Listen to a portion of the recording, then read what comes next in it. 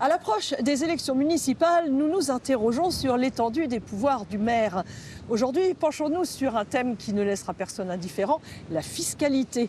Quelle est la marge de manœuvre du maire en la matière? Peut-il augmenter les impôts? Voyons ce qu'en disent nos concitoyens. Logement social, culture, sport, urbanisme, transport en commun, la liste des compétences de la commune est longue. Pour financer tout cela, il y a évidemment les impôts, mais le maire peut-il les augmenter?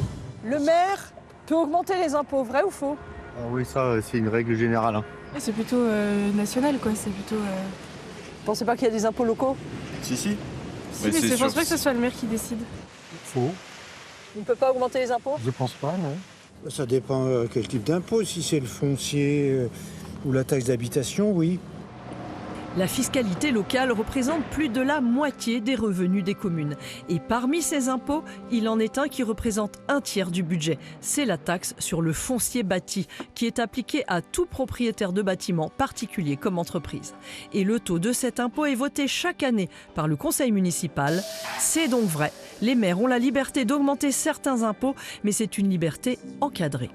Ils doivent respecter des plafonds nationaux, principalement, ou départementaux, et ils doivent faire attention à ne pas trop rapidement faire évoluer la fiscalité trop fortement vers les ménages ou trop fortement vers les entreprises. Donc il y a des encadrements, mais ils ont aussi beaucoup de marge de manœuvre pour effectivement encaisser plus de recettes pour faire plus de dépenses et faire face aux besoins et à la production de services publics.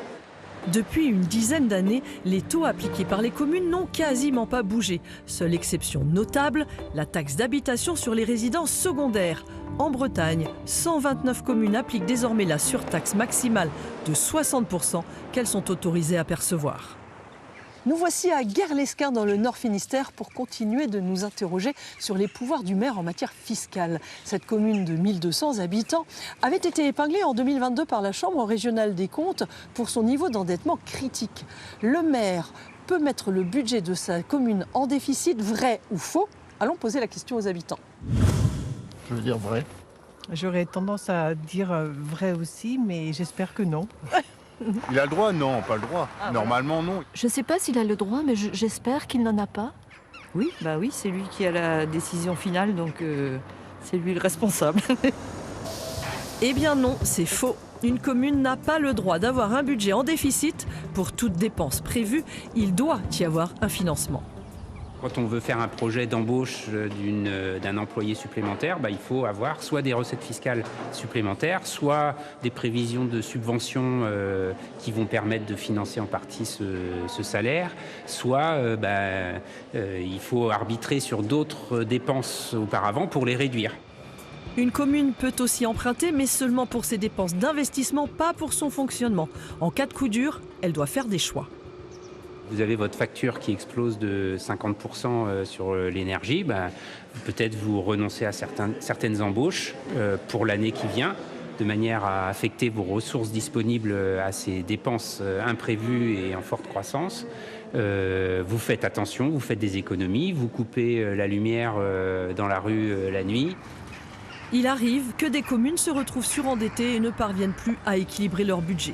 Elles sont alors placées sous tutelle du préfet qui généralement règle le problème en augmentant drastiquement les impôts.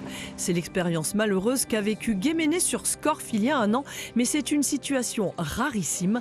L'emprunt ne représente en moyenne que 10% des recettes des communes, une dette tout à fait maîtrisée et très stable depuis 10 ans.